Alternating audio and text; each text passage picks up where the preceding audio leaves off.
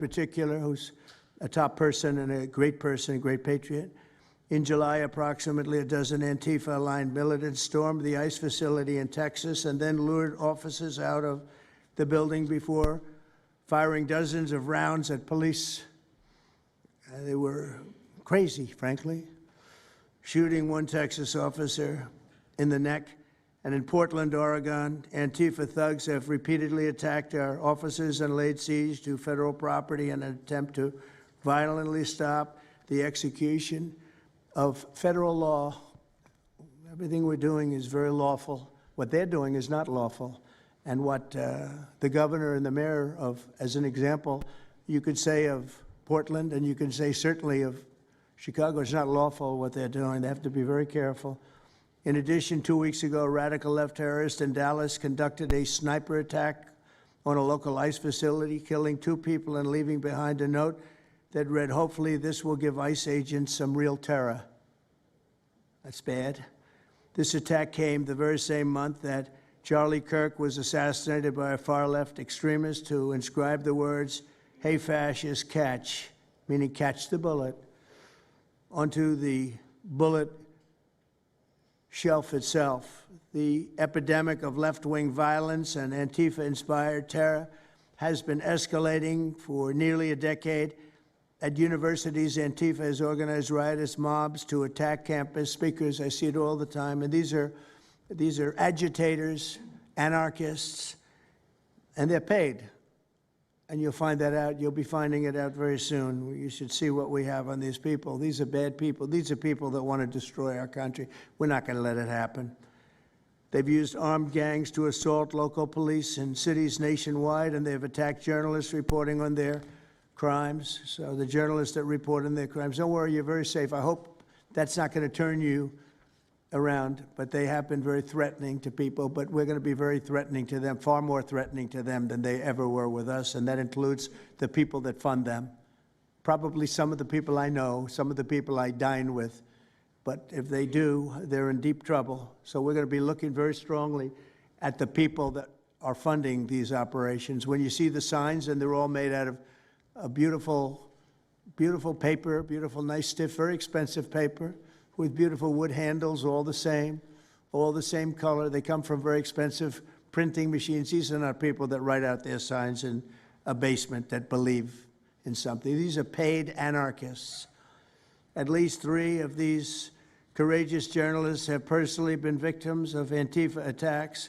Andy Ngo has been repeatedly beaten by Antifa thugs for his work in Andy is a very serious person, too, I have to tell you. I've been watching him for a long time. Is Andy here? That's what I thought. Hello, Andy. I thought that was you. You're looking better than you do out on those streets, huh? You look much better. It's nice to have you. You feel a little safer here, I think, maybe. Well, not that safe, because you have them. You have to worry about that.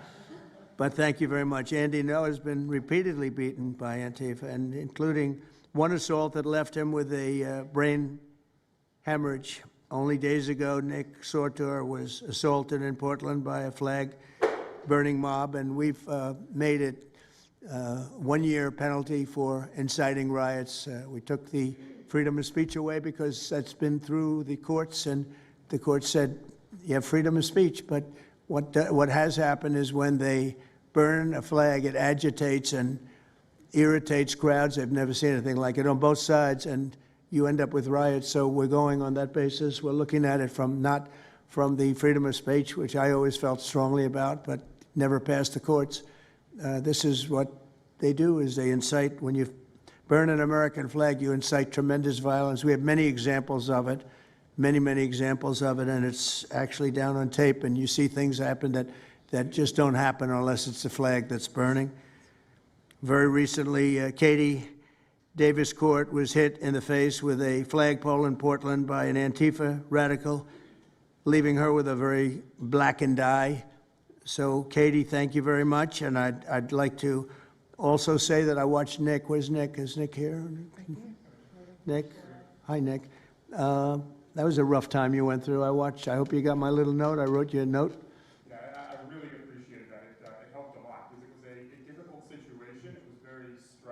And your note helped I thought it was terrible, actually. I thought it was terrible. So we'll talk about it a little bit. Under the last administration, the Department of Justice targeted faithful Catholics, Christians, and patriotic parents as domestic extremists. They said, oh, they're extreme because they believe in God. They're extreme because they go to Catholic church, or evangelicals, where everybody was under the gun. Unless you were a really bad, sick person, then they left you alone.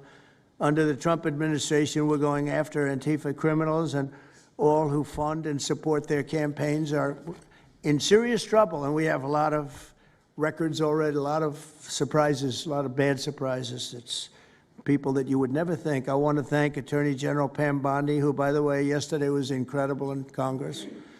It was amazing, and she just did it from the heart and the brain, because she's very smart, in all fairness. But she did it from the heart, and she did it an incredible. Everybody was talking about it. She exposed some of these fake senators, these terrible senators, people like Blumenthal that had a phony war record. For 20 years, he talked about it, what a hero he was, and it turned out he never went to Vietnam.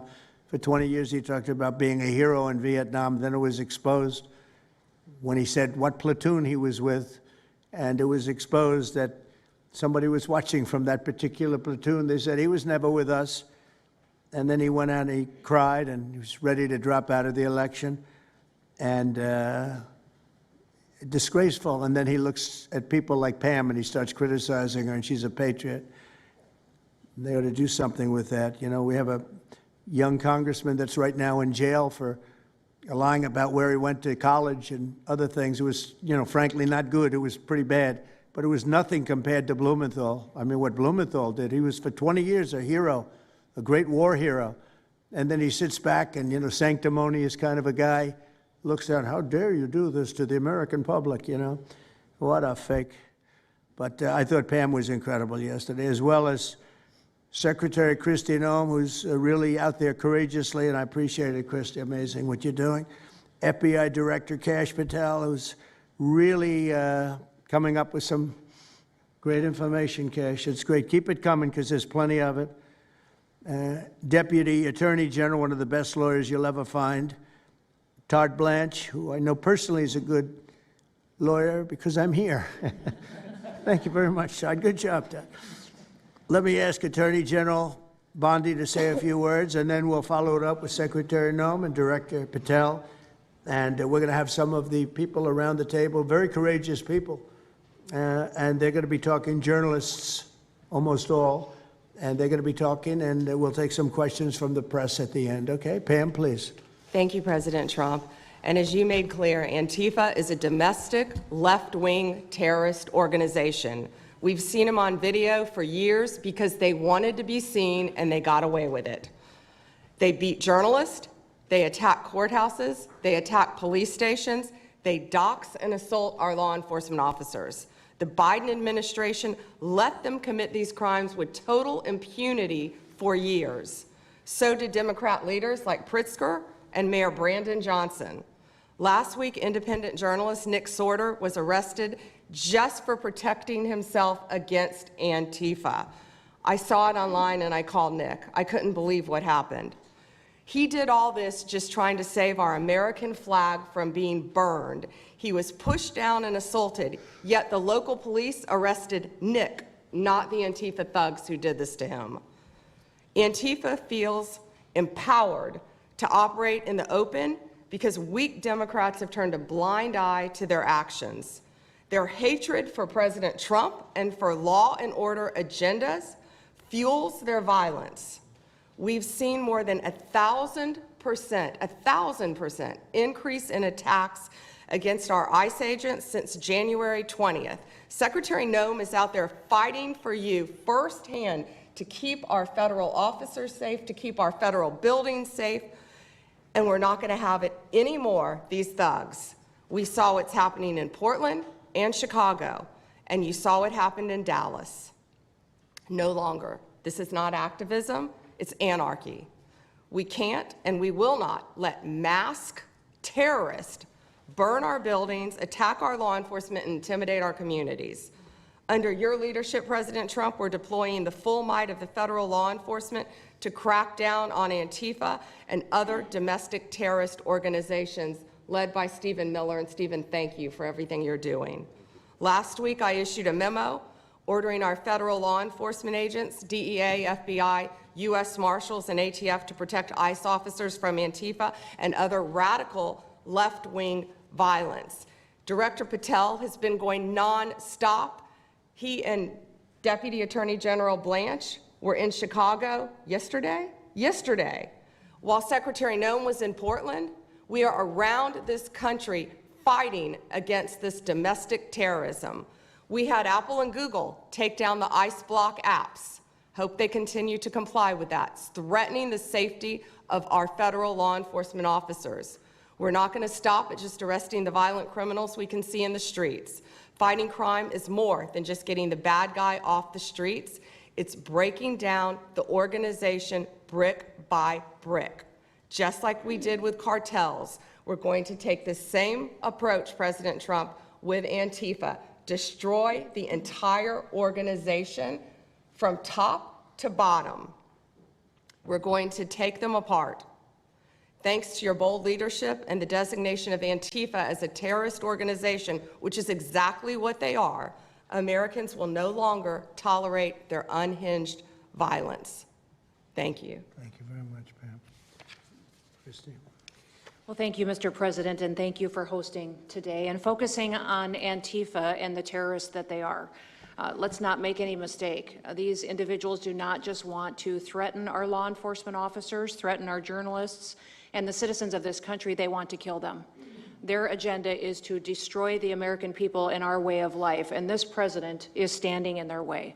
He is stopping them from bringing their death and their destruction to the individual citizens in this country that just want to raise their kids and their grandkids in peace and in safety.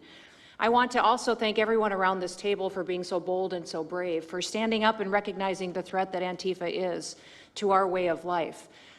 By recognizing how advanced they are, how sophisticated their networks are, how they've infiltrated our entire country, and we're seeing them play out with their tactics from city to city, and how they have built out their funding mechanisms. And sir, I also want to thank our Treasury Secretary for his work in getting to the bottom of these funding mechanisms and individuals who are perpetuating this violence on our American cities.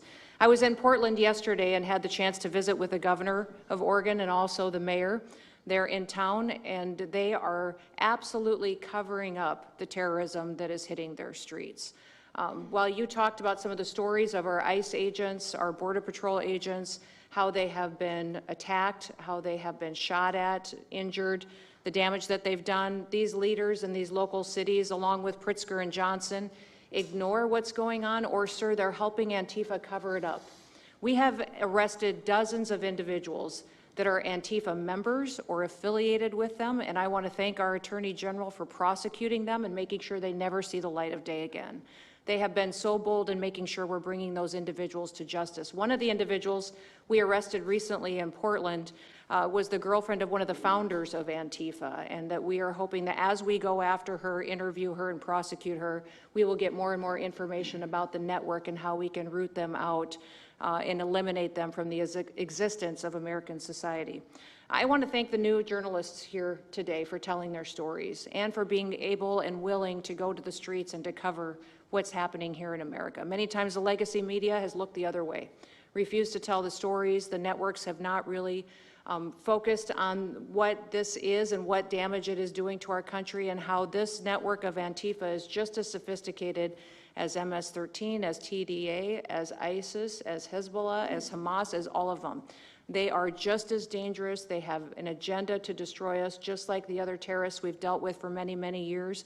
And today is the day that we have a president that won't tolerate it and will stand up and fight for the American people. So thank you for being here, for being so bold, and for standing in the gap at such a time as this. It will matter, it will make a difference, and your life will be one of significance because of what you've done today. So with that, God bless you, and thank you, Mr. President. Thank you very much. Thank you.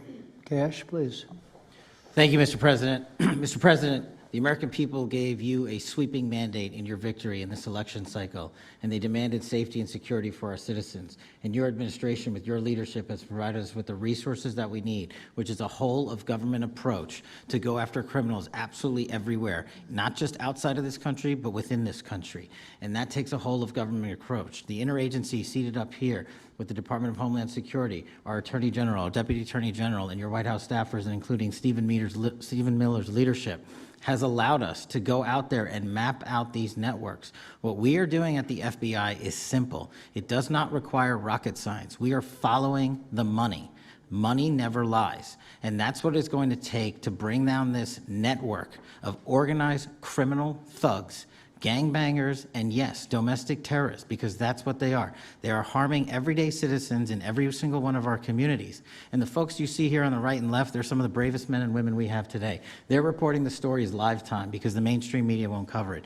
They're putting their lives on the line. They're standing up for the flag. The least we can do is stand up for them. So you have my thanks. I read more of your stories than I do theirs because you guys are putting out the truth. And we deserve a country where you are protected as equally as they are. We, in this FBI, will go after with the criminals with a vengeance. We will not rest until we find every single seed, money, donor, organization, and funding mechanism that we have. And I want to echo the Secretary's comments on Scott Bessent, who's allowing us to map out these networks through their financial criminal activities, which has been going on for decades. And I would like to remind the American public, they built this diseased temple of corruption over decades. And in 8 short months, Mr. President, you have crippled their foundation because of your leadership here, because of the interagency, because of people like Deputy Attorney General Blanche, and because of Attorney General Pam Bondi's fearless leadership to go after criminals wherever they are. They will not be able to hide. They were able to hide and conspire with prior administrations, and we are exposing their corruption from within. And we will go to every single city in this country under Operation Summer Heat and the other operations we are doing at the FBI to bring these criminals to justice. We will arrest every single one of them from whatever perch you sit in, private or public, no matter how your goal or your ambition is. It will be crushed by the Constitution because the American people deserve law and order, and that's what we're going to give you. Thank you very much, Cash. Great job. Maybe we'll start over here. Would any of you like to say something? Feel free. You can say it in front of a fine group of people, also journalists and reporters. You want to start? Sure. Go ahead. Absolutely. President Trump, members of the cabinet, really appreciate you guys bringing this together. And the fact that we are here today on such short notice shows how serious you guys are taking this issue of trans terrorists and frankly, the cities and police departments that are cooperating with Antifa, such as Portland. I mean, the Portland politicians are literally willing to sacrifice their own citizens just to appease these Antifa terrorists. It's sickening. I've seen it firsthand, obviously. When I went to jail that night, never expected it to happen. I thought that they were maybe removing me for my own safety. It never crossed my mind that I was the one that was being arrested for a crime after I was just thrown into a hole. I heard from the Department of Homeland Security after I had gotten out of jail, and one of your, I won't say exactly who it was, but somebody very close to Secretary Noem over here, said that they were legitimately worried for my safety in the Portland jail. But luckily, the Portland jail was, I was the only one there, essentially, because they don't actually arrest people in Portland, besides conservative journalists, I guess. So, look, I'm glad that it was not a good night for me. Let's just say that. It was not fun sitting in that jail, but I'm glad to see what has come of it. And I've been able to talk to a bunch of FBI agents, ATF agents, DHS agents that I didn't even know existed until I went there and went to that ICE facility. And the morale is at an all-time high. It is so exciting to see these guys know now that they have the backing of the Secretary, the DOJ, as well as the President of the United States, and they are there to do their job. They are going to fulfill this mission and deport these violent criminals. I believe one of the ones that I did a ride-along with Secretary Noem yesterday, President Trump, and there was a pedophile that had come into the country 5 times over the past 7 years. 7 years, and apparently under the Biden regime that was just allowed to happen. That was fine, no problem. It's concerning to me that you're seeing the Portland Police Department, as well as the governor of Oregon and the mayor, of course, coming out and running defense for pedophiles that have entered the country illegally 5 times. It's crazy. I'm glad it's taking a front row seat in the media. And, they're being forced to talk about it in reality because, we're the ones that were on the ground. We're the ones that are actually reporting what's going on. Much of the legacy media has been either ignoring it or covering for Antifa for years now. So thank you guys so much for taking this seriously. And President Trump, you mentioned that flag. So remember, you put out a truth right after That's right. I saw that. took this flag from that man that was burning it in the street. I saw it. Do you know who he is? Oh yeah, I know exactly who it is. So why don't you give it to Pam? Give it to the Attorney General, and let's start prosecutions. Yeah, I actually have a second flag that he tried to burn as well. So I have 2 of them from Well, the same you guy. also saw what happened when that flag started burning. Everyone went crazy. And that's when it started, when they started burning the flag. So thank you. If you could give the information, it would be great. Absolutely. And at least that horrible night made you famous. Right? You got He was something out of already it. I got a text from the President of the United States, so I appreciate that. And President Trump, after that happened to Nick, I called Harmeet Dillon, and we opened a pattern and practice investigation into the Portland police, very publicly, as to how they let this happen. Thank you, sir. Mr. President, Brandy Cruz, you're going to hear us be very fired up today, and you can tell, and it's because some of us have been covering Antifa for 15 years and have never had anyone in a position of authority even acknowledge their existence. And I'll also tell you that I think that had you not done, the single most powerful thing you've done to deal with this scourge has been acknowledging that Antifa is a real thing. I genuinely believe there would be people at these tables who would be dead today and would have been killed in Portland had you not called them a terror organization and said we're going to bring the full weight of the federal government to bear. I talked to Katie Daviscourt in Portland the other day. She'd been assaulted all summer. And she said the same thing. They didn't seem quick to violence as soon as you made that designation. So they're thinking in their heads, they're worried. There's been 24 or so arrested in Portland. They don't want to go to federal prison. There's this video of them, one of them who was in the face of an ICE agent, and then he's in custody shaking. Once you take the mask off, they're nothing. Right. And I was told by probably a dozen people not to tell you this. I'm going to tell it to you anyway, because it's relevant to what we're talking about. I'm living proof that you can recover from TDS. I had strong Trump derangement syndrome for probably 8 years. This is one of the reasons I recovered from it. And by the way, it's much better to not have TDS. I'm happier, I'm healthier, more successful. I even think I got a little more attractive after I got rid of my Trump derangement syndrome. Yes. I'm a reporter in Seattle, and frankly, I could not care any less what any of you have to say about this meeting. Could not care any less. We're not here for you. I'm not here to convince any of you that Antifa is a real thing, because if you have not come to that conclusion by now, you are never going to come to that conclusion because you don't want to see it. And you're going to go and you're going to say it's a bunch of right-wing conservative influencers who are here spinning a tale. I was one of you. I was a mainstream reporter in Seattle for 10 years. I was a TV reporter on the streets doing my job, and I was still assaulted by Antifa. So it's not about being conservative. It's about people who go there and show what they're doing. And when I saw, after all those years, that the media wouldn't be honest about what was happening, that Democratic politicians wouldn't be honest about what was happening, I thought, well, gosh, if they're not being honest about that, maybe they're not being honest about President Trump either. And it opened my mind to just looking at things for what they were. And now I find you quite funny, actually. Now it's like I said, I'm much happier about it. But, for me, again, I could not care any less the stories that they go to print. This is what I care about. We have 3.5 years. Nothing is guaranteed, although I think if Democrats keep it up, we'll probably have Republican presidents for the next 3 decades.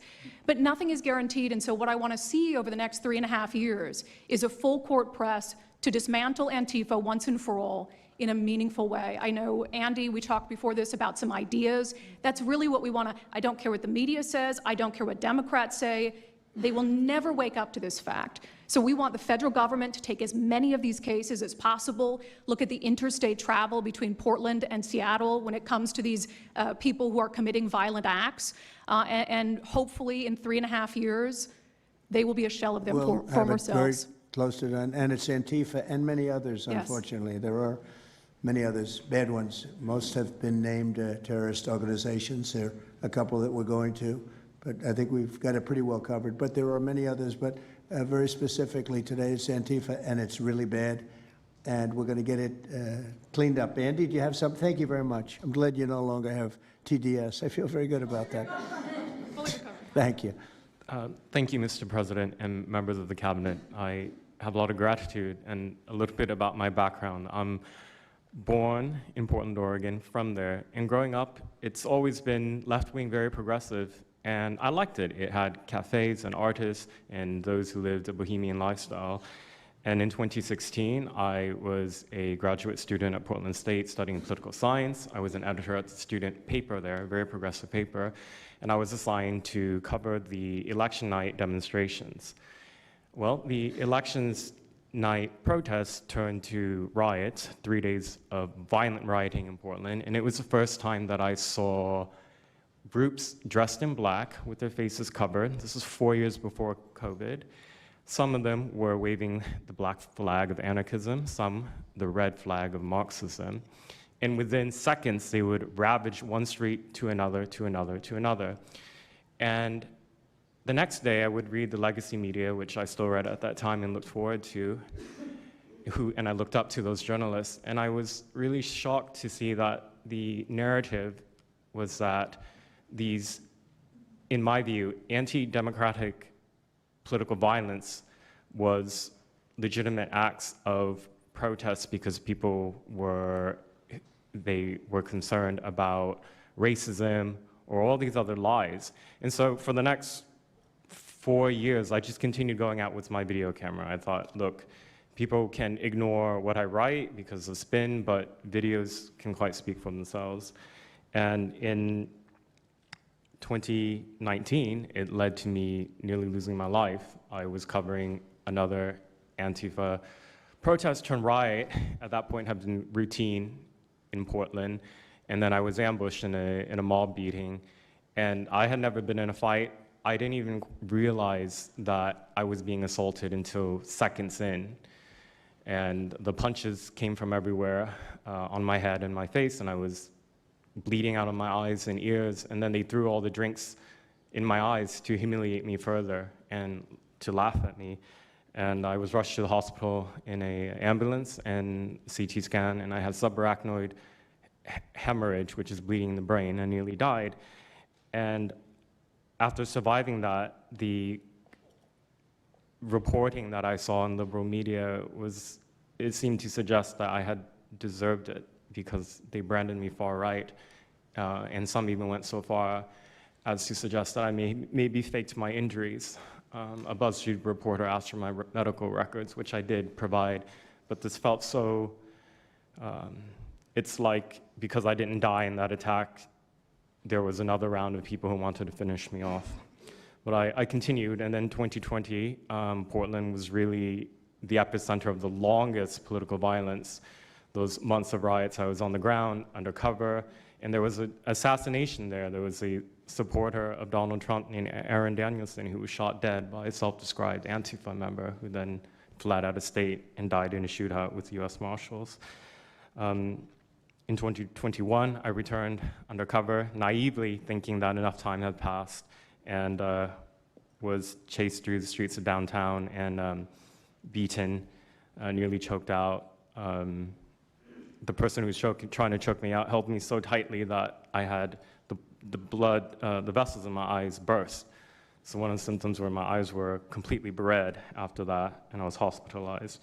So thank you so much for acknowledging Antifa and for directing your administration to treat them as domestic terrorists. It's going to be really challenging because how they organize is that they are decentralized, autonomous, and they operate on deception. And we're still to this day told that they don't exist, that it's a figment of our imagination. I think the DOJ could look at federal conspiracy charges. The state of California and San Diego County last year broke up an Antifa cell in San Diego. And I think maybe perhaps the State Department should designate Antifa, its international arm, as a foreign terrorist organization, FTO. So thank you so much for this invitation, Mr. President. Thank you very much, Andy. Great. That's a rough time you had, huh? So the chokeout was almost the end, you felt? Yeah, that was my only near-death experience in my life, and I'm quite shaken when I think about it now. It really feels unbelievable to me that on the streets of America that this type of violence against citizens could become so routine and accepted and cheered on by people. Although, you know, in the immediate aftermath of Mr. Kirk's assassination, we saw again that type of depravity play out on quite large swaths of the left. So there's a deep sickness that's in this country right now, and it pains me a lot to acknowledge it. Yeah, the amazing thing is you look at Portland, and you see fires all over the place. You see fights and, I mean, just violence. It's just so crazy. And then you talk to the governor, and she acts like everything is totally normal. There's nothing wrong. It's almost like, are you waking up from a dream or something? You see it on your network. You see it all over the place. And it's so bad. It's so crazy. It's like the movies you see for the kids. I guess not only the kids, adults also, where you have these bombed out cities and these bombed out people. It's like worse than that. I don't think they could make a movie as bad. And then the governor will get up and say, I don't know why they're coming here. It's such a wonderful place. And the amazing thing is the people want us to be there. The people, when they get the real people that live there, many of them have left, but the real people want us to be. The same thing in Chicago. So they've had 60, 70 murders over a short period of time. Murders, people that got shot. They've had hundreds of people shot, and then a guy like Pritzker, or this low IQ mayor, gets up. I mean, he got up, he's got a 5% approval rating, and the people are all against him. They want people to come. Beautiful black women are wearing a MAGA hat last night on television. Beautiful people. And they said, we don't care who comes, just stop the crime. They don't care, frankly, they don't care if it's National Guard and military. Send in anybody you want, stop the crime. And they're afraid to go out. They can't even go out.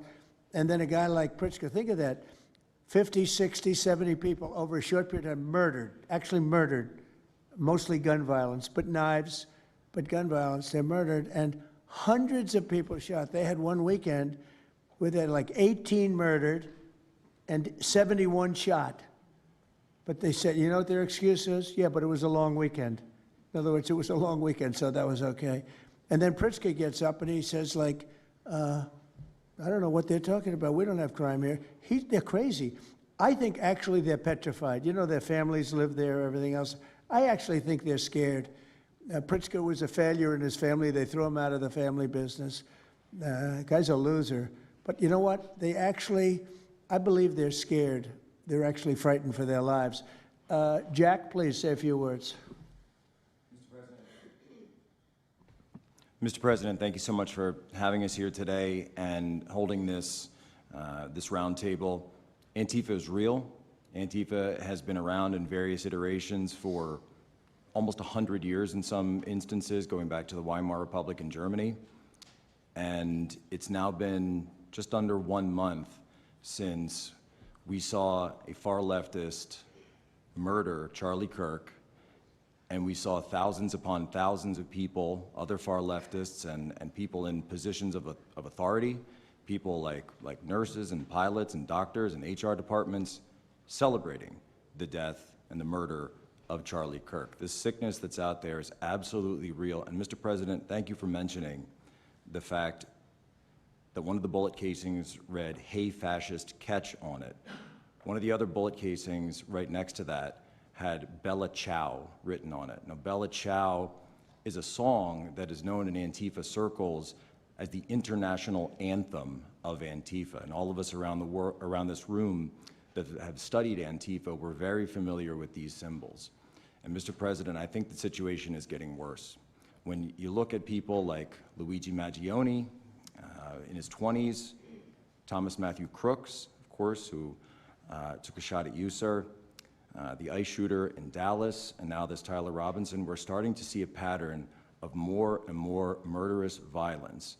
And this same violence is not just random. It is targeted assassinations, which are getting worse. And every single one of us in this room that goes out there, and obviously you as well, sir, and all the staff, we are now under that threat every single day.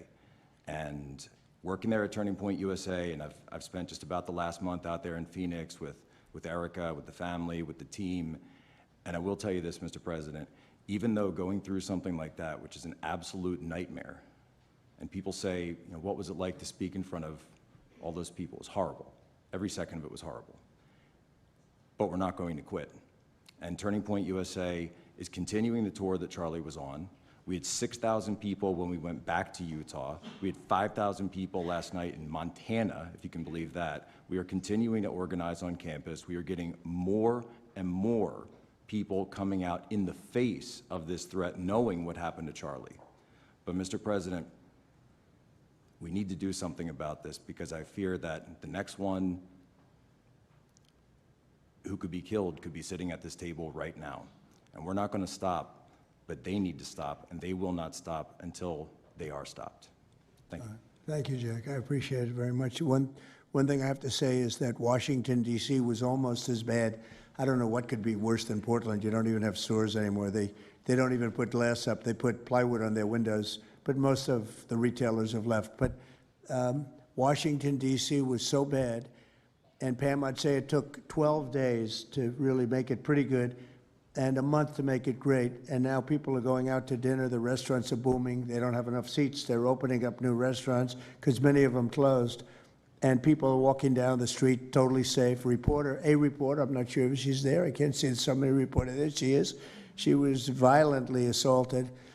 And I don't know, she tends to be somewhat liberal, but she wasn't liberal on this one. I appreciated your honesty, but that won't happen again. It won't happen again.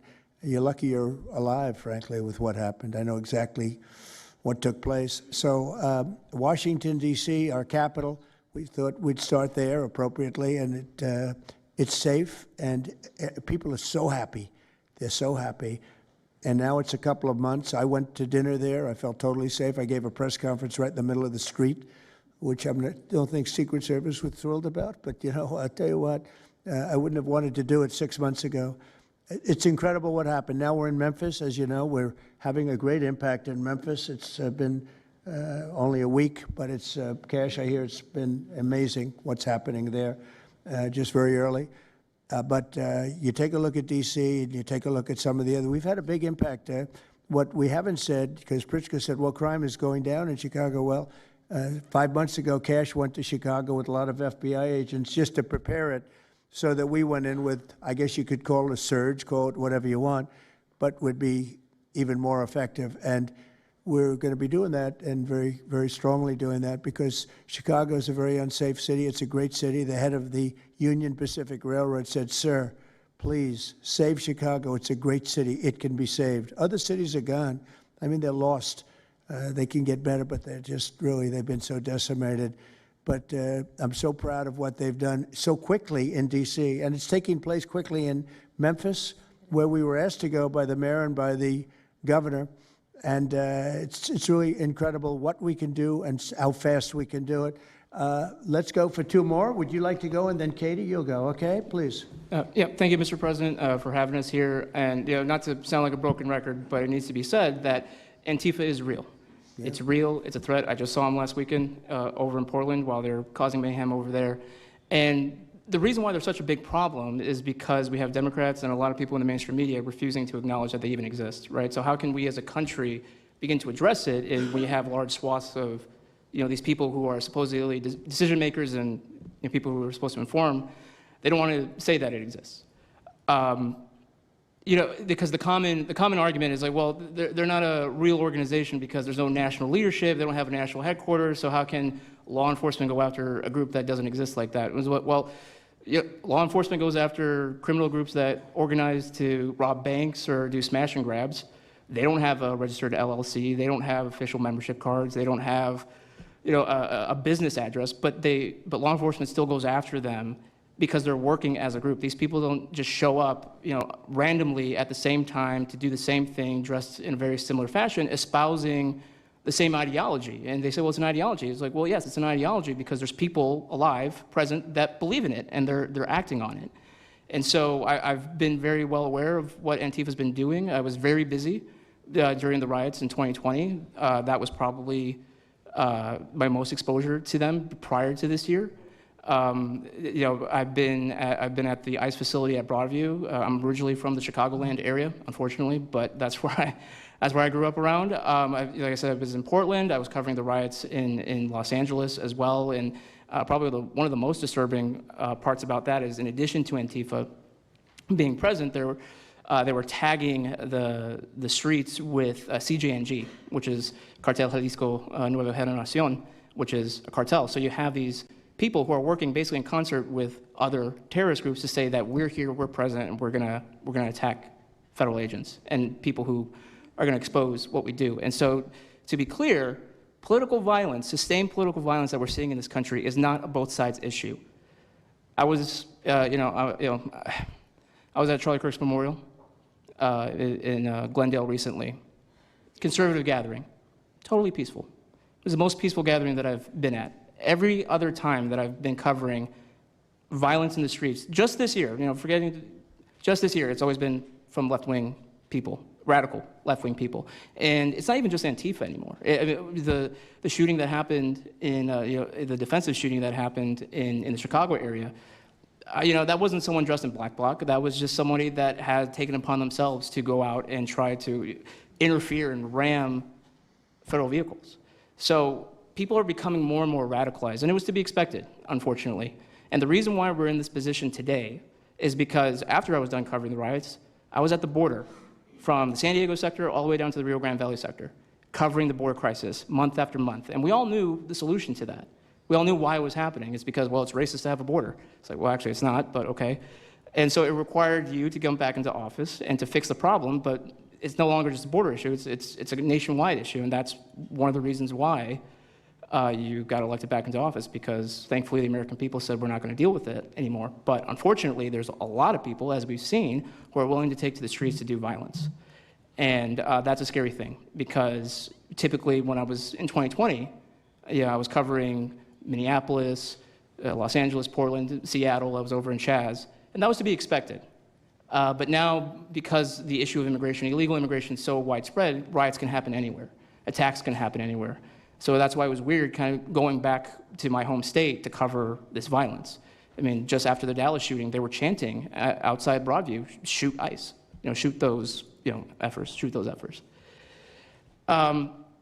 So I'll just leave that. Thank you so much again for having this. This is very dangerous. We don't work for companies that have billions of dollars. We're running and gunning often on our own. We became friends. A lot of us are friends because we would see each other all the time, and we became friends because we wanted to have someone watch our back while we're out there. Because like I said, we're just out there. And but we'll continue to do it because it's an important topic. It's an important issue. The American people deserve to know what's happening in these chaotic situations, and we're more than happy to do it. So thank you, sir. Great job. Thank you very much. Katie, please. Hi, Mr. President. It is an honor being here today, and I first wanted to start by thanking you guys for designating Antifa a terrorist group. It's exactly what this group is. It's a long time coming. I'm an investigative journalist from Seattle. I work for the Post Millennial alongside Andy No and Jack Posobiec. I have been infiltrating Antifa cells in Seattle and Portland for the past decade. I know their inner workings, and Antifa uses extreme political violence to crush the civil rights of their political enemies and believes that violence is justified by any means necessary. But today, I want to focus on what is happening in Portland at the ICE facility. I've been covering this for the past 4 months, and this is a call out to corporate media who has completely ignored this story or has falsely reported on it. This is nothing short other than a sustained attack on the United States, which is being supported by Democratic elected officials. The Portland Police Bureau has completely abandoned several blocks outside the ICE facility, giving away their jurisdiction to a terrorist group who has spent the past 4 months harassing, assaulting, and intimidating anyone they perceive to be against their cause. Not only have federal agents been relentlessly assaulted for more than 100 consecutive days, black-clad anarchist militants concealing their identities behind black facial coverings have been assaulting reporters just for trying to cover their crimes. Today, I am sitting here with a black eye and a concussion after being violently hit in the face with a metal pole while reporting outside the ICE facility just this past week. After the attack, I immediately went to three Portland police officers who refused to detain the suspect. I took the time to chase down the suspect in the streets, had her held for 35 minutes. I was waiting for Portland police to come, and they never came. Then that's what opened my eyes to what this group is actually doing. I watched 20 Antifa militants help my assault suspect escape into an Antifa safe house that is 1 block away from the ICE facility. And this safe house is where Antifa-affiliated protesters are conducting paramilitary operations. It's where they're arresting, they're showering, they're eating to continue this occupation. I have staked out this safe house and have observed shift changes. This group is highly organized. It is being funded through mutual aid groups, and they have no plans of stopping. Residents living across the ICE facility have been held hostage by Antifa. They're begging for federal intervention. The city refuses to help, and they want you, President Trump, to come in and restore law and order. I want to stress the importance of taking this situation seriously, because when I first started reporting on this occupation, I went undercover in Black Bloc. I talked to these Antifa militants. I lasted for about a month. They believe that ICE agents are the Nazi Gestapo who need to be killed. They told me that directly, and I think that if this situation is not taken as seriously as it is, it's just a matter of time before someone gets killed. And thank you for having me. Thank you, Katie. That's pretty incredible. The only question nobody can answer is why. Why are they doing this? They're like insurrectionists. They're terrible people. But you really wonder why. Why are they doing it? What are they gaining other than they're obviously paid? They're paid a lot of money. Go ahead, please. Mr. President, if I can answer that question, the reason why they're doing it is because the same media that's sitting in this room with us has declared all of us at this table Nazis and fascists, and they've been doing this for years. This is why Antifa feels emboldened to attack us. Now, almost every single person at this table has been threatened with a steel bat. We've been assaulted, we've been harassed, we've been threatened, and that is in huge part due to the media. So my message right now is for you guys, because 2 years ago, back in 2020, by the way, I was censored for my reporting on Antifa here in Washington, D.C. You were talking about how safe it is now, Mr. President. It wasn't so safe back then. Back in 2020, I watched as a father was being mobbed and surrounded by Antifa members as his terrified, crying children looked on and the police here did nothing. I watched as a woman had her hair violently ripped out of her skull simply for waving an American flag on the streets of Washington, D.C. And by the way, if you guys try to go and find any of this footage, you won't find any of it because Twitter deleted all of it because our president shared my reporting and they deleted my entire account immediately after. So now, if you want to know what happened in 2020, all you're going to see is the media headlines that said that it was fiery but mostly peaceful. Thanks for that one, CNN. The reality is that it was an extremely violent period of time, and for the last 10 years, Antifa has been wreaking havoc on law-abiding and innocent American citizens, and it needs to end. Now, I'm with Turning Point USA. It's an honor to be here, Mr. President. Thank you guys so much, everybody in the administration, for giving us a seat at the table, because the media has not only been demonizing us for so long, but immediately after the brutal assassination of our founder, Charlie Kirk, our Turning Point USA chapters have seen an uptick in violence across the nation as Antifa chapters that are embedded in our universities go and target them. It's been extremely difficult to report on the ground, and for a long time I was afraid to go to Portland because I knew that the only people who would have my back, like Julio said, were one of my friends on the ground because there is no police force there. I was terrified to go because I knew if I got shot or stabbed, and I have been assaulted, I've been mobbed and robbed in Austin, Texas by Antifa, that nobody would come to help me. So my plea to the entire administration, especially to the DOJ, is every single radical left-winger who is in front of the ICE facility in Chicago, in New York, in Portland. Please make sure that you use the full force of the law to come after each and every single one of them, because it is us being soft on left-wing violence that has fomented all of the terror that we have seen in this country, and it is the left wing getting away time and time again with assaulting law-abiding American citizens that has led us to this place. So truly, to the Americans that I speak to on the ground, they feel completely abandoned by their state and local government. So please step in. You have Americans begging for the National Guard, and to the media over here, please report on the truth. Please do your jobs. I'm an American citizen. Everybody at this table simply views ourselves as American citizens who have an iPhone and the will to actually tell the truth. So please take your job seriously and tell the truth to the American people. And thank you for letting me be here on behalf of Charlie to continue his legacy of cleaning up the country. Thank you, Mr. President. Thank you very much. Appreciate it. Wow, you feel very strongly, I can see. I'm mad. I got beat up so many times, Mr. President. My friends have gotten beaten up, and I want to cry right now from happiness because we have been completely ignored for so long. For almost 10 years, we've been getting assaulted on the streets. I have watched children cry as their parents have been attacked on the streets. That should not be happening at our nation's capital. So please, again, the DOJ, please utilize the full force and go after each and every single one of these people. Fantastic. Thank you very much. Great job. Impassioned. That's important because you should feel like that. Please, go ahead. Mr. President, thank you for having us here and bringing together this panel of brave journalists, everybody on this side of the room. And no one can speak to the violence better than these people here. So I think we know that this is not just a story about violence and chaos, as you alluded to, Mr. President. This is a money story. And at the Government Accountability Institute, my colleague and I, Peter Schweitzer and our team, we followed the money, and we followed it to the top of what we call the protest industrial complex, Riot Inc. And we found a network of NGOs. It's not just the Soros network, the Open Society network, it's other funding networks, the Arabella funding network, the Tides funding network, Neville Roy Singham and his network, Foreign Cash. And it's also big left-wing funders. Some of them are not citizens of this country. Mr. Hans-Jörg Wyss of Switzerland.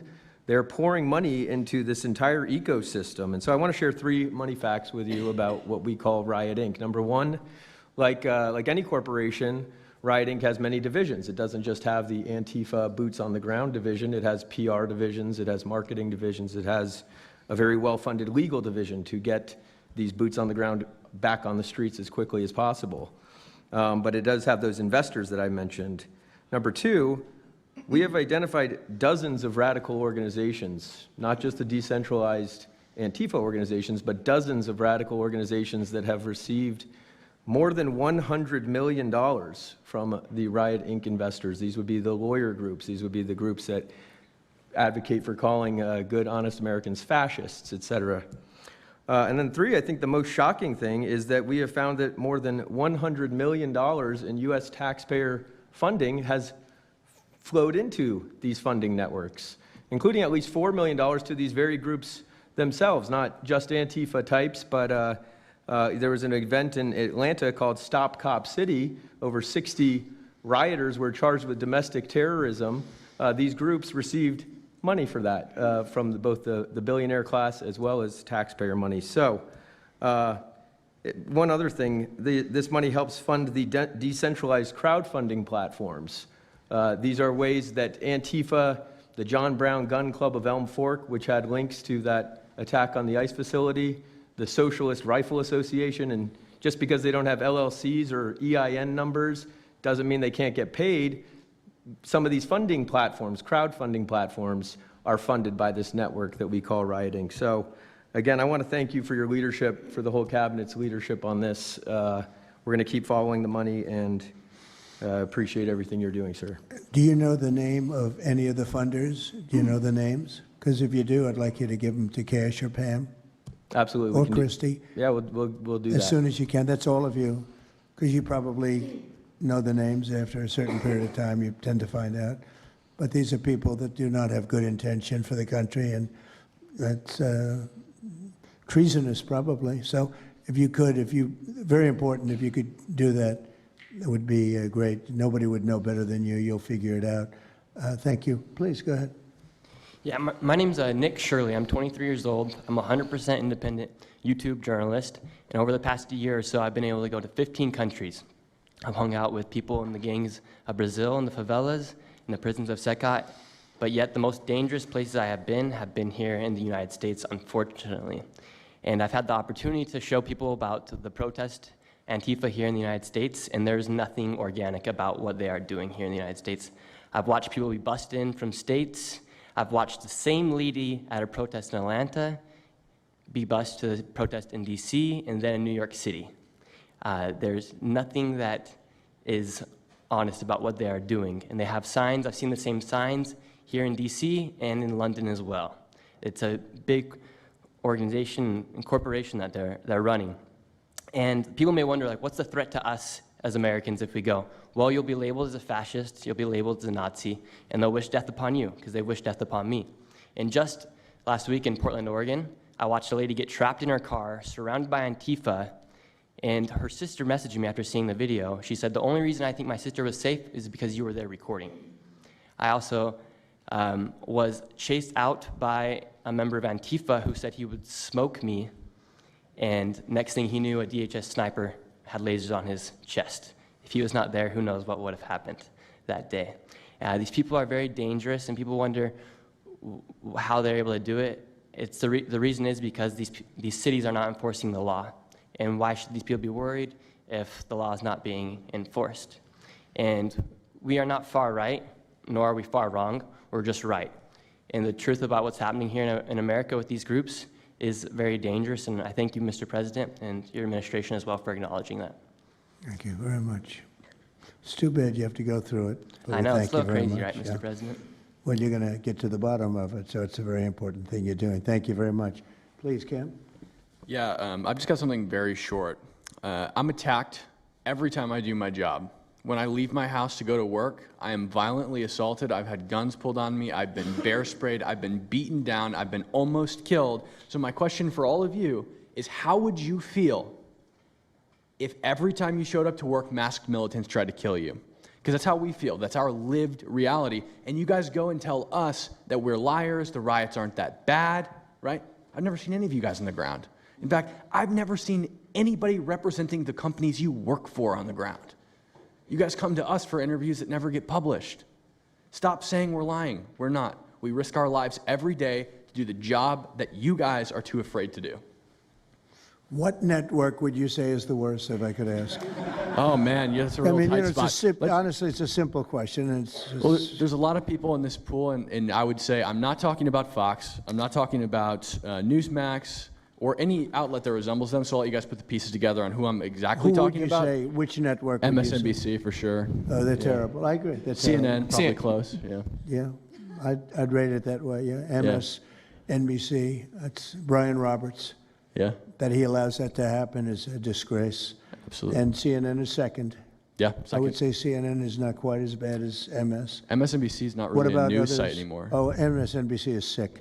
Yeah. They're sick. Well, sir, it's who also else? just the stories that they publish about what's the ICE enforcement operations that are so heavily slanted that it's no longer, as I was saying, no longer just Antifa, but Americans that are becoming radicalized. So they've been very irresponsible with how they've been reporting Who on is it. that? MSNBC, for example, they're Would you rate them the worst? probably. Who would you rate second? Well, they ran a story about an operation in Southern California about how a father of 3 Marines was arrested, and they made it seem like they just did it because he's brown. But there's video of that same man charging at the agents with a weed whacker. Now, I've worked with weed whackers back in the day, and you don't want to be on the receiving end of one of those. So that's why he was arrested, but the story was presented as if it's a brown guy just simply being arrested. And I've been around ICE agents, and I'm a citizen, so I feel fine. But it's just that's why. It's not just Antifa. It's not happening in a vacuum. It's multiple working factors. in conjunction. I think they work in conjunction with some of the media. I think ABC is very bad. I think NBC is very bad. And CBS has a new owner, so we have hope for CBS. CBS has a great new owner, in my opinion. But I will tell you, ABC is terrible. NBC is terrible. NBC's MSNBC too. They changed it. They moved it over legally so they couldn't be tainted by the words MSNBC, but they are absolutely terrible. There are a lot of them. What about independents? Independent networks. They're a little bit better, but I would say that we're an example of how you don't need to be part of a super large company to be able to do just basic journalism. All you got to do is sit and record, and you'll let the story play out. And that's why they hate us. That's why Antifa targets us. Well, I watched a level of dishonesty that's incredible, where answers are changed. Like just before the election, an answer was changed by Kamala. She gave a horrible, death-defying, election-defying answer. And they took the answer out and they replaced it with another answer that she gave 5 minutes later, having to do with a different subject, but at least it wasn't election-defying. No, the level of dishonesty with the media is incredible, whether it's on Antifa or many of the other groups. You know, you're talking about Antifa, and I know that's close to your heart because that's the one that's most affecting you, but there are others that are as bad or almost as bad as Antifa, having to do with different people, different sections of the world, but it's terrible. We're not going to let it go on in this country. We're not going to let it go on. And a big problem is not all of them, but some of the networks out there. And you do wonder why. You really do. Okay, please. Go ahead. Yeah. Mr. President, thank you again. Thank you. My name's Jonathan Cho. I am an investigative reporter for Frontlines Turning Point USA. I'm also a senior fellow at Discovery Institute in Seattle. And I cover far-left extremism as well as the homeless drug crisis in America. And I find it oftentimes those worlds intersect. And hot off the presses, what I wanted to bring to your attention today is a report from a Capital Research Center here in D.C. in conjunction with Discovery Institute. They just put out this study right now, and what it shows is that Antifa is heavily embedded in the homeless and housing nonprofit sector. In many cases, the homeless industrial complex is running cover for Antifa. Antifa is benefiting from American tax dollars, and they're essentially being used as the muscle. Let me give you an example. There's a group called Stop the Sweeps in many U.S. cities right now. They get in front of encampment sweeps. What they're doing quietly is they're bringing in Antifa militants to manufacture a crisis to make the police look bad. Another group right now that is behind Antifa and working with Antifa very closely, based on the research that we have right now that we're going to give to you and your team, are the Democratic Socialists of America, also known as DSA. Again, these far-left progressive groups tend to be aligning themselves with Antifa. So finally, in closing, what I wanted to thank you again, Mr. President, is that a few months ago, earlier this year, you put out an executive order on homelessness and the drug addiction crisis in America, and that's sent the entire homeless industrial complex on the run. You have absolutely moved the needle and changed the game. But what's also come out, again, is that there is a connection, a deeply embedded connection with the homeless housing nonprofit game in America, connected to Antifa and the far-left activists. And finally, I just wanted to say that all of our resources at Turning Point USA and Discovery Institute are at your disposal, and we will continue, again, to carry on the legacy of Charlie Kirk. He would have wanted us to pursue and chase this story. Well, he was a good friend of mine, as you know, and he helped us get elected. Us, it really is us. It's even some of them, but not too many of them, not enough of them. And did you notice when we mentioned CNN and MSDNC, the cameras went off. 2 of the cameras immediately went off, but they're not going to cover it anyway. The problem we have is that this is a very important meeting, but you'll see very little press about it. These are major statements being made by major people, including the people right here, and you're not going to see too much about it. They don't like to cover this kind of thing. So it's very dishonest what's going on there. I think the press is a big factor. Please, go ahead. Thank you, James. Mr. President, thank you so much for having us all here to bring attention to this matter. You know, you did mention MSDNC, CNN, a handful of those other outlets that have been lying about, various things, but especially what ICE, the brave men and women over at ICE have been doing. I was talking to Antifa members in Portland the other day, and a lot of these people genuinely believe, they buy these lies, and they genuinely believe that they're fighting against literal Nazis and not brave men and women that are putting their lives on the line to basically, enforce basic immigration law, right?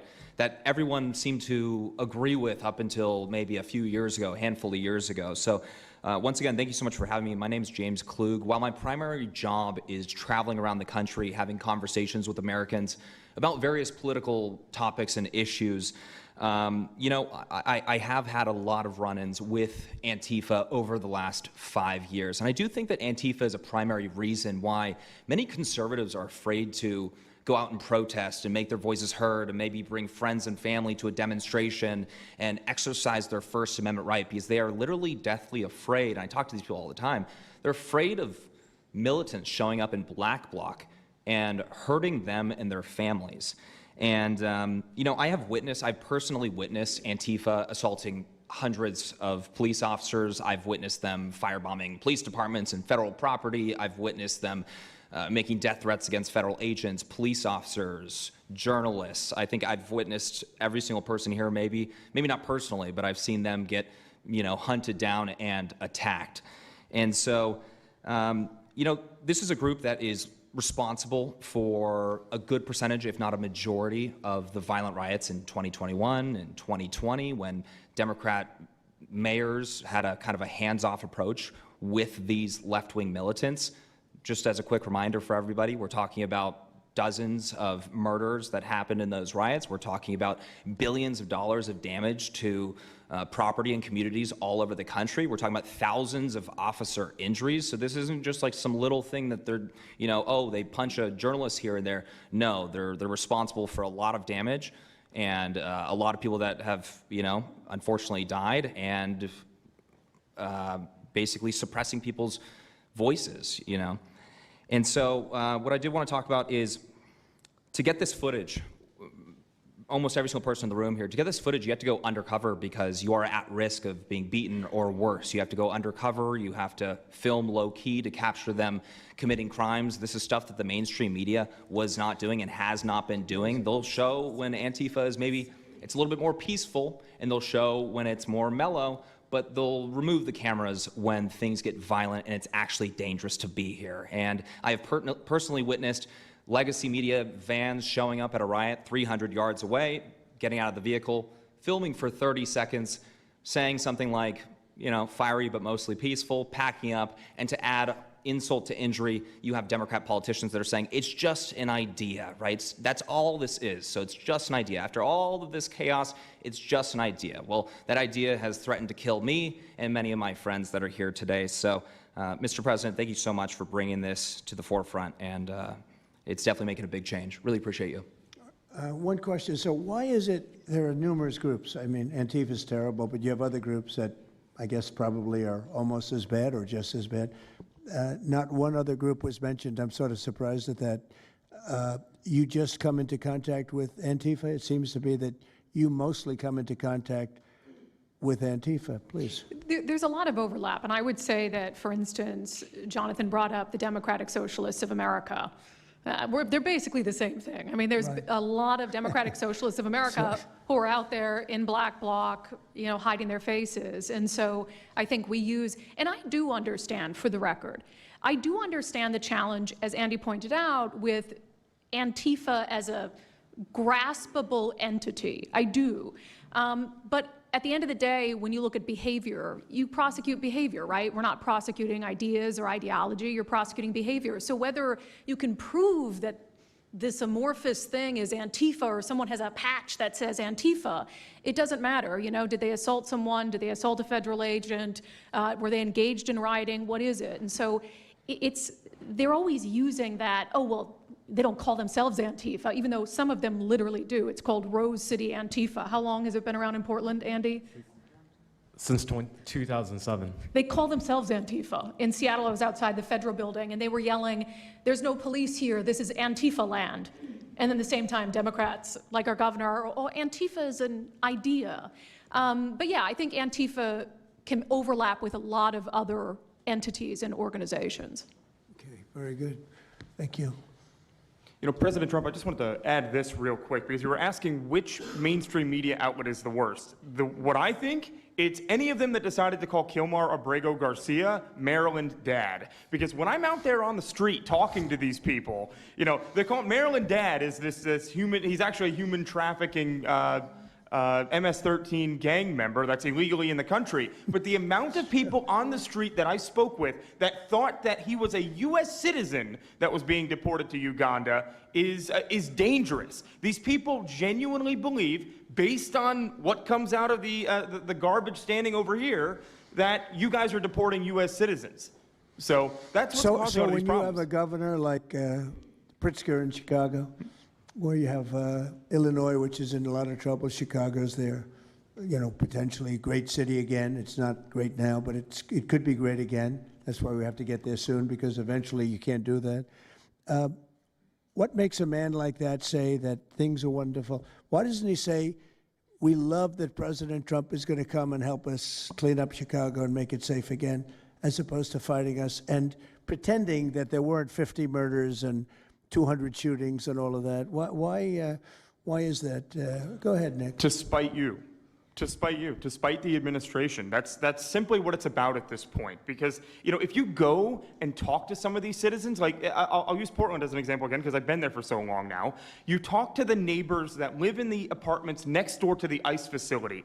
There are veterans with PTSD that live there, and they're here all night long, screaming, fireworks being lit off by these rioters, children crying because they, can't sleep at night and they're scared of all the noise outside, and they can't leave. They got a lease. You can't just leave. These people aren't wealthy individuals, and that's one of the major problems here. And these people are afraid to come out and speak out, and they're getting no help from their government at all. They've been begging for the noise ordinance to be enforced outside of their apartment complex for months now, and the city of Portland has ignored them every single time.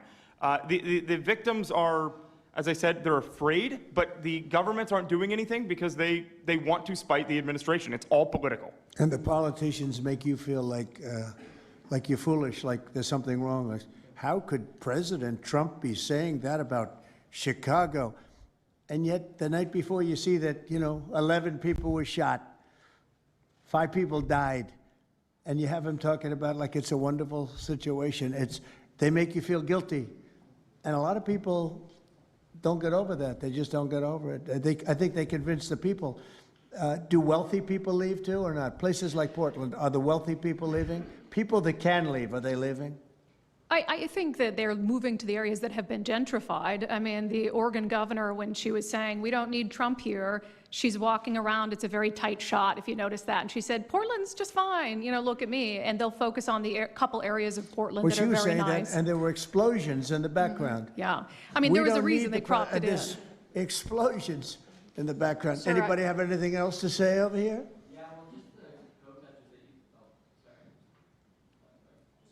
And then should we be taking questions, or is it just a waste of time? Because they can ask questions, but, well, there's Brian, he's good.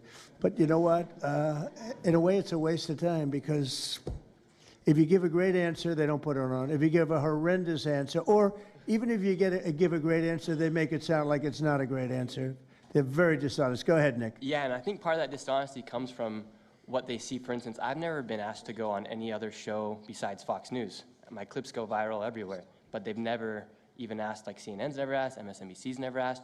And a lot of times when I go to hotels, I'll stay and I'll watch like MSNBC. Fortunately, their ratings are terrible. They are terrible. MSNBC is dying, and CNN is dying like a dog. And poor CNN, it's so pathetic. It is very pathetic. You ever see their anchors in the evening? Nobody ever heard of them. Where do these people come? I could take anybody off the street in Washington, D.C. that do a better job. Yeah, and it's not hard to show what's going on these days. You literally have an iPhone and you can post it on X. They don't believe in the star system, It's just one of those things, right? Okay, Nick, you finished, Nick? Yeah, Are thank you you very finished, much. Nick? Good job. Thank you very much. Well, you've been through hell, I tell you that, but you're really incredible patriots, incredible people. Go ahead, please, Brian. Brian, go ahead. I'm so thankful for each and every one of you here right now, and I'm very grateful that my network, Real American Voice, has partnered up with many of you. Jack Sullivan, you have a show on a network. Many of you, Savannah, have appeared on a network as well, so thank you for being here. My question is this: in terms of following the money, I would just notify that the city of Austin is cleared to vote tomorrow to basically waive $120,000 fee so that a no kings, basically an anti-Trump rally can occur in their city. They're bypassing the fees, rolling it to the taxpayers. So my question is to you, what can the people of Austin, Texas do right now to make sure that their tax dollars don't fund a no kings, anti-Trump rally coming up? Well, you just tell me, I would love to do something about that, bring a lawsuit, do something. You know, the best thing you can do is have honest elections, because the elections are totally rigged in so many of these places. You know, you take a look, the people, they're all loving you, they can't breathe, they love so much, every one of them. You don't see one negative, then all of a sudden you lose the election by 20 points. The elections are so rigged, and we proved that in 2020 more than any other time. But even the last election, there were areas that I won by much more. We won in a landslide, but I actually won in more of a landslide than we thought. I said, you got to get out, make it too big to rig. And fortunately, the people made it too big to rig. They tried. But the biggest thing you can do is have honest elections. You know, if you don't have, and you need great media. You need borders. Wait. You need borders. You need honest media, you need honest elections, and you have a great country, and you need all three of them. Yeah, go ahead. I was told that Blue Tent had ties to all these radical groups that you talked about inside here, so thank you for removing I would like you to make a big deal, though, if they're waiving a fee, but I guarantee they wouldn't waive it if it was, it's not Trump, if it were a conservative rally, they wouldn't be waiving it, so maybe you can look into that, Pam. Todd? Mr. President. That sounds like one for Todd, Pam. Go ahead, Todd. Good luck. There's proof that Antifa actually infiltrated on. Who are you? I am with What network? I'm with Al Arabiya. It's an Arabic network based in Riyadh in Saudi Arabia. But I am the foreign ruler today. Mr. President, you said that you might go to the Middle East on Sunday. Do you mean Egypt and Israel? And would you consider going to Gaza to see what things are on the ground? I would. I might do that. I may do that. We haven't decided exactly. I'll be going to Egypt most likely. That's where everybody is gathered right now, and we appreciate that very much. But I'll be making the rounds, as the expression goes. I probably will. Mr. President. Go ahead. Just to clarify, you said you might go to Gaza. You're saying that's the first topic. I'm representing the TV pool, but I'm with NBC, sir. That's too bad. Okay. Well, just to clarify, you said you might go to Gaza, and then the second question I had earlier today, you said the mayor of Chicago and the governor of Illinois should be jailed. Have you asked the Justice Department to look at possible charges?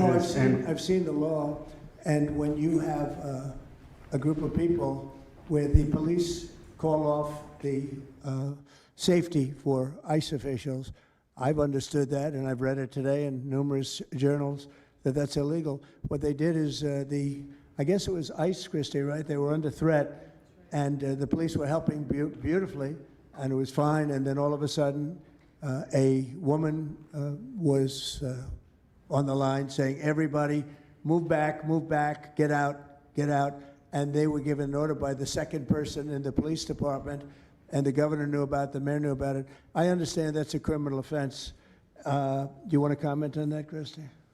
Yes, sir, we're seeing that kind of pattern happen with local law enforcement and state law enforcement, not just in Illinois, but also out in Oregon, too. In fact, in Portland, I was there yesterday, but some of the ICE officers were telling me that as they drove by the rioters that were saying, kill ICE agents, Molotov cocktails, melt ICE, that the Portland police were cheering them on and had their fists in the air cheering on the rioters that were threatening their lives. So in Chicago, we had a 10-car caravan trail our ICE officials and pin them down. And those ICE officials, to get out of their vehicles, a woman tried to ram them and run them over, and shots were fired to get them to safety.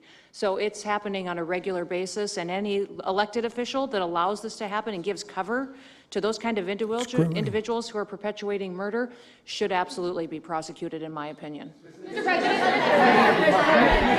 Daniel. Thank you, Mr. President. And by the way, we have Marco Rubio. Marco, come on up here, please. He's going to bring a little stability to this group. Come on up. Does everybody know Marco Rubio? Is there anybody that doesn't? Some of the reporters don't.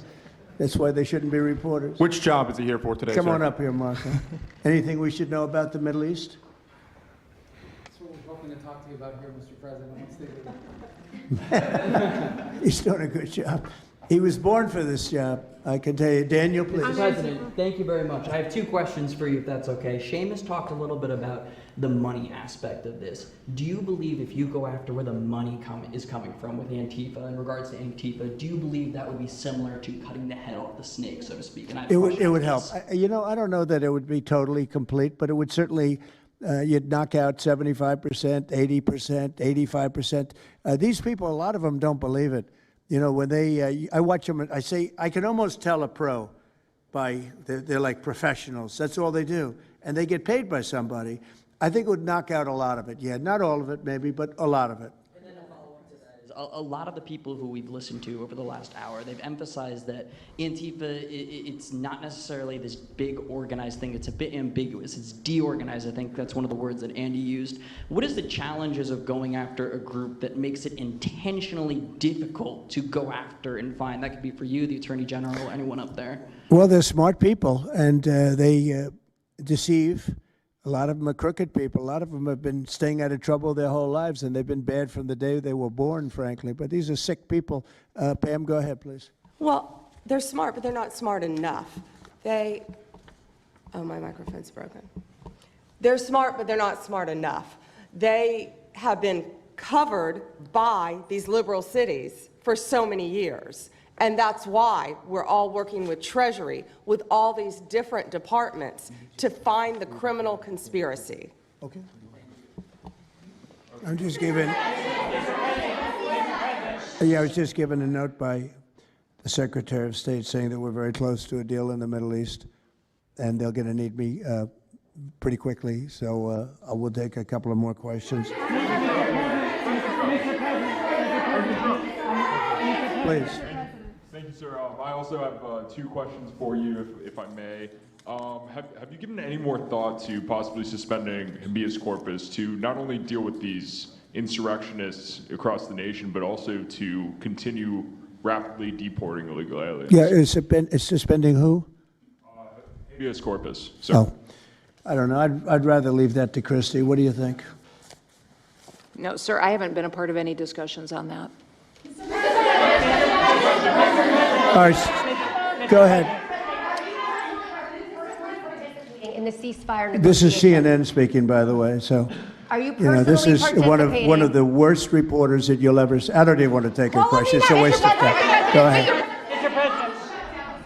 How will you decide which workers get back pay and which workers do not? Well, we're going to see. Most of them are going to get back pay, and we're going to try and make sure of that. But some of them are being hurt very badly by the Democrats, and they therefore won't qualify. Go ahead, please.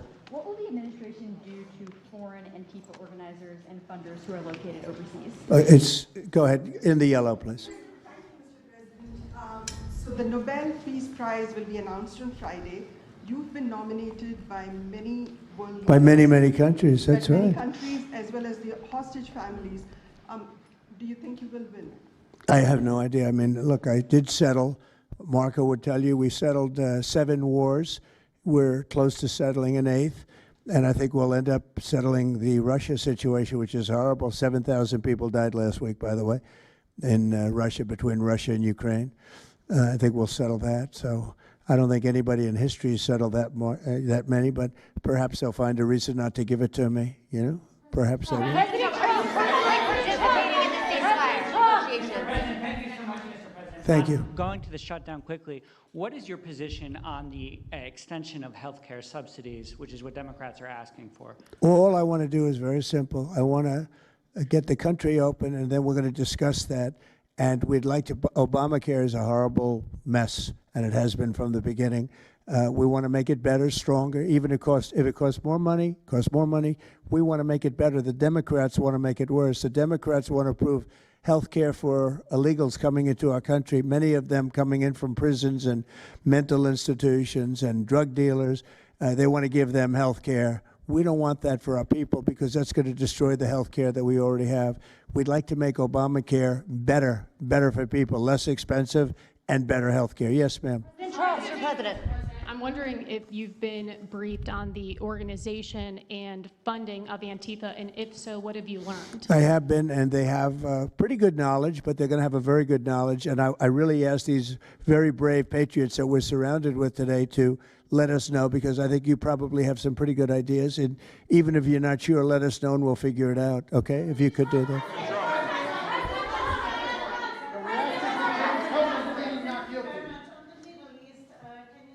You're from Italy? No, I'm from France. Oh. Can you specify how close we are to the deal? Would that be announced today, tomorrow? And do you want to see the hostages released before you travel to the region?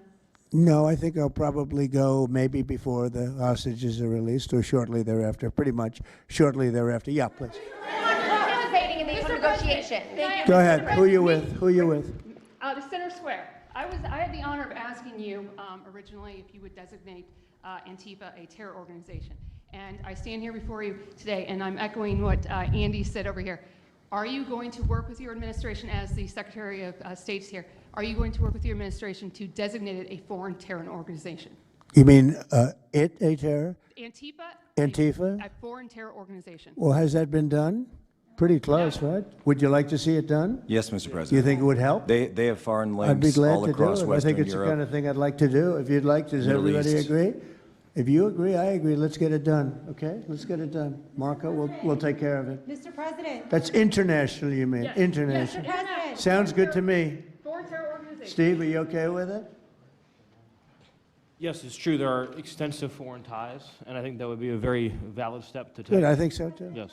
Good, I think it's a good point. Thank you. President, are you planning on personally participating in this?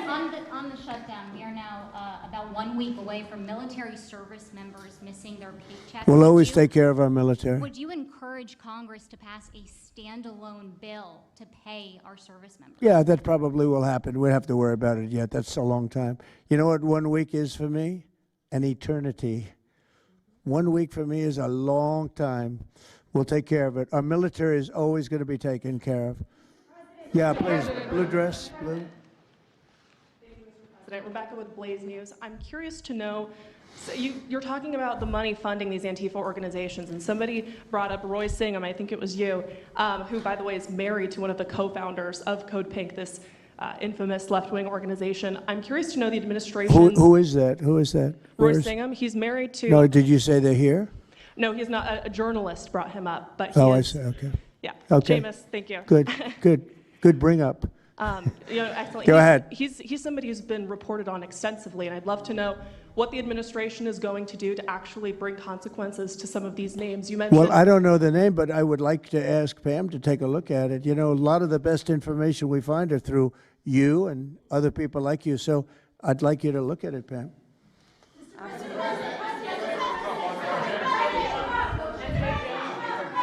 In the back, please. It's been actually very compelling proof that Antifa did infiltrate on January 6th, dressed up like Trump supporters and incited violence. Is that something that you would want the new J6 committee at Congress to look into? Well, I've heard that. They dress up like, they're fresh out of MAGA, but they have nothing to do with MAGA. And they make trouble and they try and blame it. And yeah, we know some of that and we will be acting on some of that. We've seen it. So I think you could stay a little longer, but the problem is, although you have some very honest journalists in here, you also have some largely dishonest journalists like MSDNC and CNN. I think they're very dishonest, unbelievably, like a waste of time even talking to them. But I have to go now to try and solve some problems in the Middle East, although I'm very well represented by our Secretary of State. He could probably do an even better job than me, but who knows? We don't want to take any chances, so we're going to go and do that. If you'd like, Pam, would you like to stay for another 5 minutes, 10 minutes while we have all these great people? And I'll let Pam and Christy take over and get some good points out. I just want to thank the people around the table in particular. You've been amazing. You've been brave. You're real patriots. You're real patriots. And at some point, we're going to have to look into, at least in certain cases, rewarding you with some very important medals and honors, okay, as we have done and will be doing with Charlie Kirk. Charlie is getting the Presidential Medal of Freedom, which is our highest award outside of the Congressional Medal of Honor. And I think they're sort of even. One's civilian and one's military. But unfortunately, the civilian sometimes is military also because of what we have to go through on the streets of this country. I can only tell you this: we have a great nation. We have a nation that's right now the hottest in the entire world. We're the hottest nation in the world, despite all of the things we've been saying today.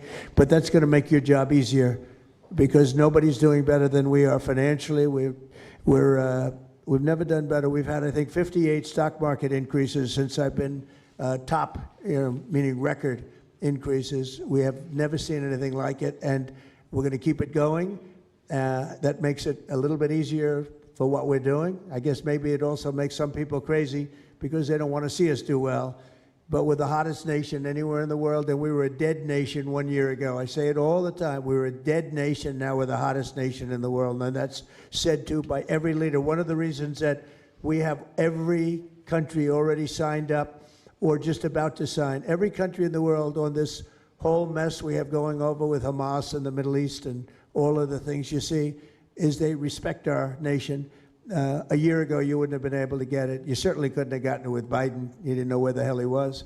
But a year ago, you wouldn't have been able to have a situation like this. So I just want to thank the people around this table, and certainly the officials around the table, because they've been incredible. They've been brave. And I watched yesterday, Pam, and I watched a little bit. I thought it was so good. I rounded up, and I watched it late in the evening because I thought you were fantastic yesterday. You really, look, you had some wonderful senators, some great politicians asking you very fair questions, and you had some real slime balls.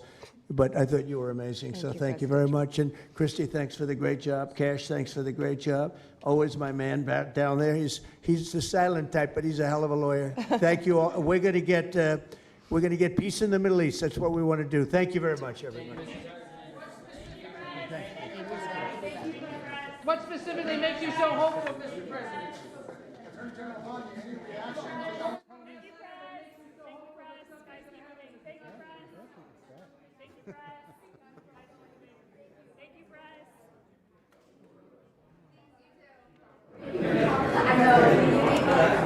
What's left to do, Mr. Rubio? Mr. President, what's left to do on Gaza?